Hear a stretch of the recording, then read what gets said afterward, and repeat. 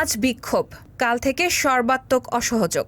ছাত্র জনতার আন্দোলনে হামলা ও হত্যার প্রতিবাদ সহ পূর্ব ঘোষিত ৯ দফা দাবিতে আজ শনিবার সারা দেশে বিক্ষোভ মিছিল ও আগামীকাল রোববার থেকে অনির্দিষ্টকালের জন্য সর্বাত্মক অসহযোগ আন্দোলনের ডাক দিয়েছে বৈষম্য বিরোধী ছাত্র আন্দোলন। শুক্রবার রাতে বৈষম্য বিরোধী ছাত্র আন্দোলনের পাঠানো এক সংবাদ বিজ্ঞপ্তিতে এ তথ্য জানানো হয়। এতে বলা হয়, সারা দেশে ছাত্র নাগরিকদের শান্তিপূর্ণ আন্দোলনে হামলা করে খুনের প্রতিবাদ ও ৯ দফা দাবিতে শনিবার সারা দেশে বিক্ষোভ মিছিল এবং রোববার থেকে সর্বাত্মক অসহযোগ আন্দোলনের ডাক দেওয়া হলো।